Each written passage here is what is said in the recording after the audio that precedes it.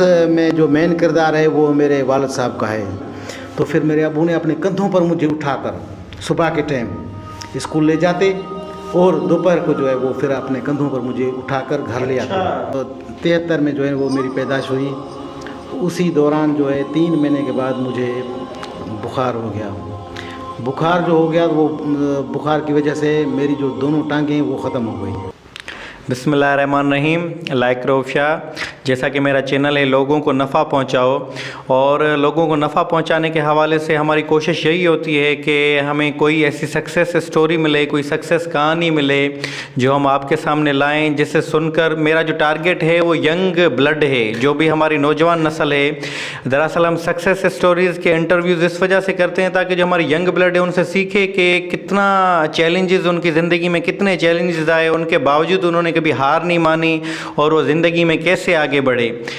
तो उसी हवाले से आज हमारे साथ जो शख्सियत मौजूद है मिस्टर रुस्तम अली जमाली साहब, वो बचपन से डिसेबिलिटी का शिकार हो गए और इतनी डिसेबिलिटी होने के बाद भी उन्होंने कभी हार नहीं मानी। वो कॉलेजेस गए, पढ़े, उन्होंने पहले एक जॉब हासिल की, उनको वो जॉब की, उसके बावजूद भी उन्होंने स्ट्रगल नहीं छोड़ी, उससे आगे की कोशिश की। उससे आगे कोशिश करने के बाद वो आज प्राइमरी स्कूल टीचर हैं। क्योंकि डिसेबिलिटी होने के बाद ये हमारे लिए एक बड़ी सक्सेस स्टोरी है कि वो 2008 से प्राइमरी स्कूल टीचर हैं।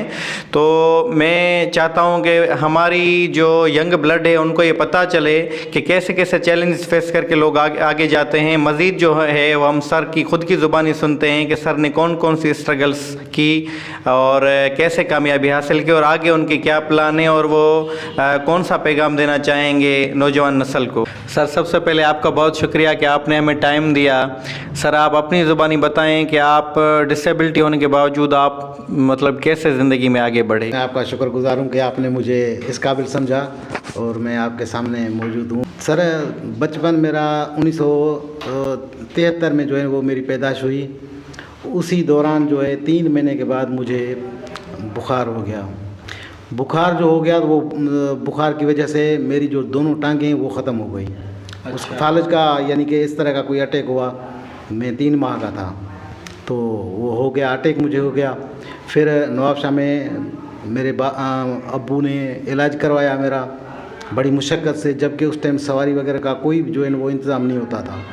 वो जो है यानी कि डिनर करके निकलते थे और ट्रेन आती थी सिर्फ, नहीं तो कोई गाड़ी थी ना कोई बस ना कुछ, ट्रेन आती थी वो यानी कि तकरीबन 3-4 बजे रात को। तो उस पे सफ़र करके वो नवाबशाह जाते थे मुझे इलाज करवाने के लिए।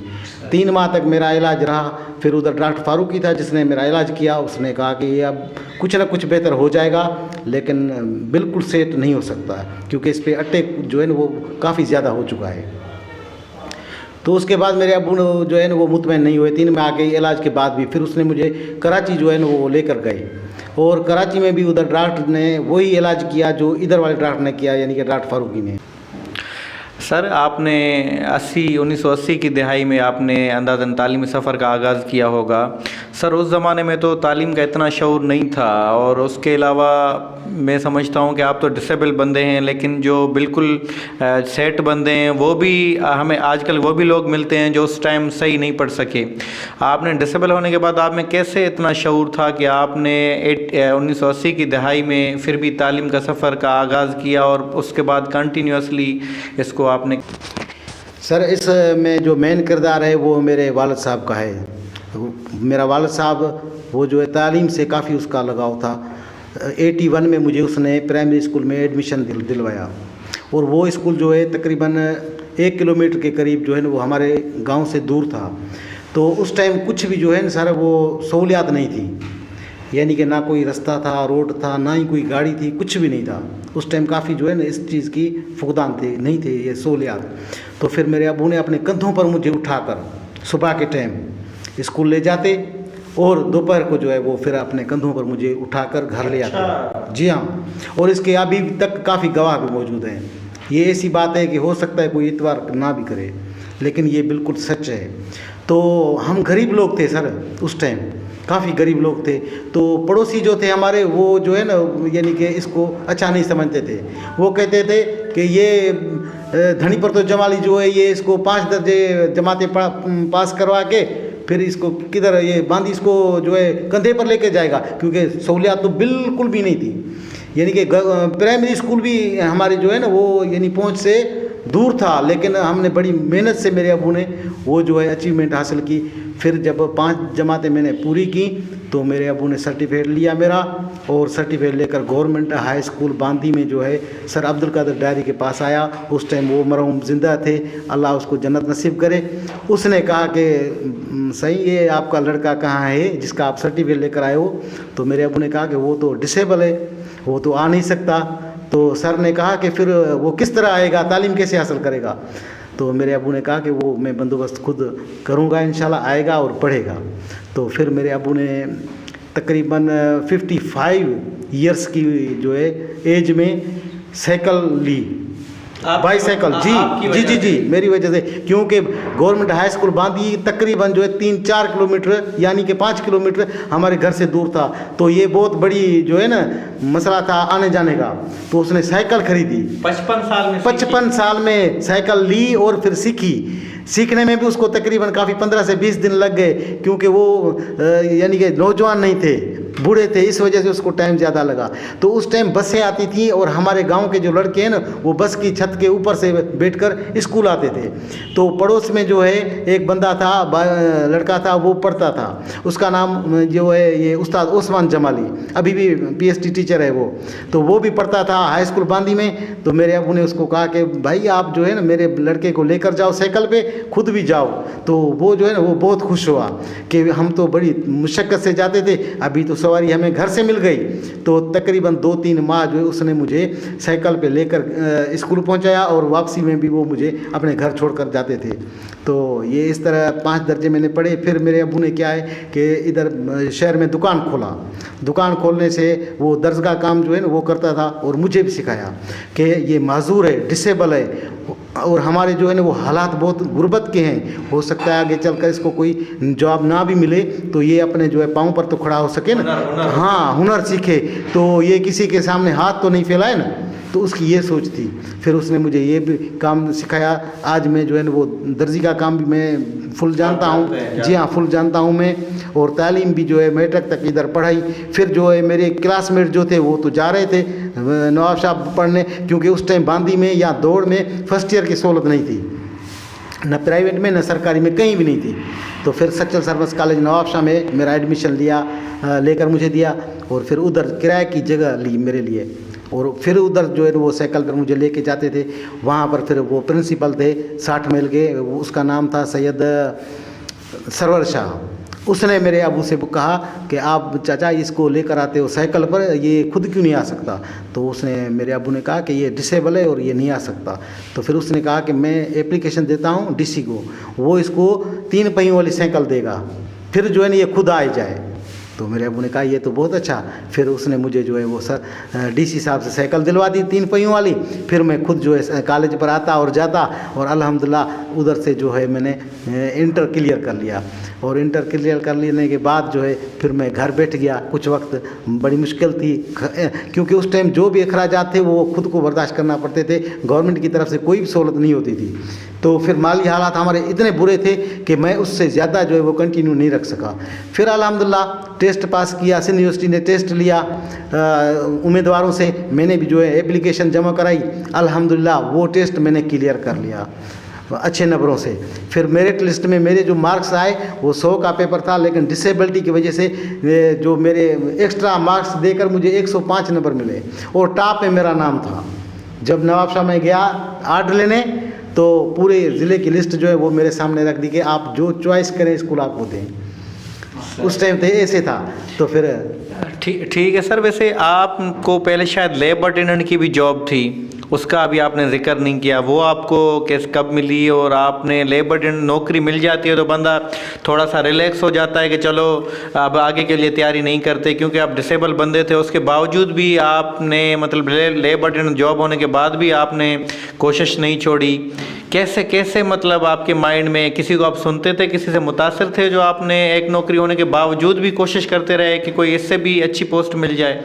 जी हाँ, ये सारा कुछ जो क्रेडिट है वो मेरे अब्बू के जो है तरफ जाता है। उसने हर टाइम मेरी जो है हिम्मत अफजाई की है कि बेटा किसी भी एक मकाम पर जो है ठहरना ये कामयाबी नहीं है, जितना हो सके आगे बढ़ो, जितना तुम्हारे बस में हो। अच्छा सर, मेरा एक सवाल ये भी है, आपने माशाल्लाह अपनी ज़िंदगी में बड़ी स्ट्रगल्स की, तो देखें प्रोफेशंस तो और भी बहुत सारे हैं, आप और भी किसी प्रोफेशन में जा सकते थे। मेरा सवाल ये है कि आप टीचिंग में आए, आपको हालांकि पहले लैब अटेंडेंट की जॉब भी थी, लेकिन आप उसमें कंफर्टेबल आपने फील नहीं किया और उसके अलावा आगे की कोशिश की, तो क्या टीचिंग आपका शौक़ था या आपने कहा कि कोई भी जॉब मिल जाए? नहीं, सही, मेरा जो है ना वो टीचिंग का बहुत शौक़ था। जब मैंने तालीम मुकम्मल की तो मैं जो है वो वॉलंटियर के तौर पर गवर्नमेंट एलिमेंट्री स्कूल दरिया खान खासकली में वॉलंटरी मैंने पढ़ाया है। अच्छा। वो 3 पहियों वाली साइकिल पर जाता था। मुझे शौक़ होता था कि मैं जो है ना वो टीचिंग के इस फील्ड में आऊँ, और काफ़ी थे डिपार्टमेंट्स, लेकिन मेरा इसमें जो है ना बड़ा शौक़ था। फिर अल्लाह ने मुझे जो है ना वो आर्ट आप जो मतलब पढ़ाते थे उनकी कोई इनकम लेते थे? नहीं, कुछ भी नहीं, फ्री ऑफ कास्ट। वो जो है ना वो सर थे फ़तेह मोहम्मद खासकली, वो मेरे टीचर भी थे। मैंने उसको कहा कि सर मैं आपके साथ जो है ना वॉलंटियर के तौर पर पढ़ाना चाहता हूँ। उसने मुझे मोस्ट वेलकम किया और डीसी साहब से मेरा वॉलंटियर का आर्डर भी लिया, जो कि अभी भी मेरे पास मौजूद है। वो उसने कहा कि ये पढ़ाना चाहता है फ्री ऑफ कास्ट। तो सर फिर अल्लाह ने जो है ना मुझे मुस्तकिल कर दिया कि अगर इसका शौक़ है तो ये चले। सर बहुत आपने अच्छे जवाब दिए, आपने जो भी बातें की बहुत हम मुतासिर हुए। सर आपके माशाल्लाह एक आपका नौजवान स्टूडेंट हमारे पास पढ़ता है 8वीं क्लास में, वो भी बहुत होशियार है। सर मेरा सवाल ये है कि आप अपने बच्चों को कैसे मोटिवेट करते हैं पढ़ने के लिए, और उसके अलावा जो भी हमारी यंग जनरेशन है उसके लिए आप कौन सा पैगाम देना चाहेंगे, जिस हिसाब से आपने अपने जो भी चैलेंजेस आए आपने फेस किए और स्ट्रगल्स की, उस हवाले से क्या होगा पैगाम, क्या होगा नई जनरेशन के लिए? जी अल्हम्दुलिल्लाह, मेरा एक बेटा वो फर्स्ट ईयर में पढ़ रहा है और उसने टॉप किया हुआ है मैट्रिक में अल्हम्दुलिल्लाह। अभी वो भी पढ़ रहा है फर्स्ट ईयर में। छोटा है अताउल्लाह नाम है, 8वीं में पढ़ रहा है। उसका रिज़ल्ट अच्छा आ रहा है। उसके असातिज़ा जो है ना वो उसकी तारीफ़ करते हैं, मेहनत कर रहा है। और मेरे जो भी लड़कियां हैं मैं उनको पढ़ाना चाहता हूँ, वो भी पढ़ रही हैं। मेरी एक लड़की है वो 9th में अभी भी पढ़ रही है। न्यू जनरेशन के लिए सर मेरा यही पैगाम है कि मेरे भाइयों नौजवानों, कभी भी जो है ना स्ट्रगल नहीं छोड़ना। किसी के कहने पर ये नहीं करना कि कोई शॉर्टकट है उसमें आप जो है कामयाब हो जाओगे और स्ट्रगल छोड़ दो, ये कभी भी नहीं हो सकता। मेहनत करो और मेहनत का सिला अल्लाह ताला हर किसी को देता है। हमारी जिंदगी में कहावत है कि चोर को भी जो है ना वो अल्लाह ताला जो है ना उसकी जो मेहनत है वो भी रायगान नहीं जाने देता। तो अगर हम किसी अच्छे नेक काम के लिए कोशिश करेंगे तो क्या अल्लाह ताला हमें छोड़ देगा और ज़ाया करेगा हमारी मेहनत? ये कभी नहीं हो सकता। बराए मेहरबानी कोई भी शॉर्टकट नहीं है कामयाबी के लिए। कभी भी इस तरफ नहीं सोचो, अपनी मेहनत करो, अपने पाँव पर खड़े हो और दूसरों को भी मोटिवेट करो ताकि वो भी मेहनत करें। इसी में हमारी कामयाबी है, इसी में हमारी भलाई है। आज जो कुछ है हम ये मेहनत की वजह से हैं, कोई और ज़रिया नहीं है आगे जाने का, आगे बढ़ने का। मेहनत करने के लिए कोशिश करो, तकलीफ़ें करो। जिस कदर ज़्यादा मुशक्क़त उठाएंगे, जिस कदर ज़्यादा हम जो है कोशिश करेंगे, इंशाल्लाह उसका रिज़ल्ट भी हमें उस तरह का अच्छा ही मिलेगा। जैसा कि आपने सर रुस्तम अली जमाली की बातें सुनी और इससे हमें जो पैगाम मिलता है, जो हमें सर ने पैगाम दिया कि हमें कभी भी ज़िंदगी में देखें स्ट्रगल्स नहीं छोड़नी चाहिए। देखें सर ने कितने चैलेंजेस देखे, उसके बावजूद सर को एक जॉब मिल चुकी थी, उसके बावजूद सर ने दूसरी जॉब के लिए कोशिश की। और ये पहली बात देखें, सबसे पहले मैं अपने जो स्टूडेंट्स हमारे पास हैं, जो भी यंग जनरेशन, उनके वालिदैन को पैगाम देना चाहता हूँ। देखें सर की हमने बातें सुनी, सर की कामयाबी में जो अहम किरदार है वो उनके वालिद का है। देखें उन्होंने 55 साल की उम्र में साइकिल सीखी। साइकिल अपने शौक़ के लिए नहीं सीखी, वो सिर्फ ये चाहते थे कि मैं साइकिल सीखूं ताकि अपने बेटे को पढ़ाऊं और उसको स्कूल ले जाऊं। देखें वालिदैन कैसी कैसी स्ट्रगल्स देते हैं, कितनी कितनी कोशिश करते हैं कि उनके औलाद पढ़े। तो मेरी उन वालिदैन से भी गुजारिश है जिनके जो यंग जनरेशन है, जो कि उनके बेटे हैं जो अपना टाइम ऐसे ही फारिग टाइम में ख़त्म कर देते हैं, तो मेरी गुजारिश ये है कि अगर इंसान अपनी पे आए, पढ़ना चाहे तो देखें हम कभी कभी छोटी सी बात, मैं कई मरतबा ऐसे लोगों को भी जानता हूं जो कि सिर्फ थोड़े से बहाने बना करके मेरे पास ये सहूलत मौजूद नहीं थी इस वजह से मैं नहीं पढ़ सका। देखें मुझे एक अशार याद आ गया, जो आना चाहो हज़ार रस्ते, ना आना चाहो उज़र लाखों, मिजाज बरहम तवील रास्ता, बरसती बारिश ख़राब मौसम। देखें जो अब करना चाहे तो आपने सर की बातें सुनी, सर बचपन से ही डिसेबल पर्सन थे लेकिन उन्होंने स्ट्रगल्स नहीं छोड़ी। और जो नहीं करना चाहता तो फिर उसके लिए वही बहाना है कि भाई बरसात का मौसम है, मैं पढ़ना नहीं चाहता, या तबीयत में नासाजी में पढ़ना नहीं चाहता, उसके लिए बहुत बहाने होते हैं। तो मेरी गुजारिश ये है कि आप जो है ज़रूर स्ट्रगल करें और ज़िंदगी में आगे बढ़ें। बहुत शुक्रिया।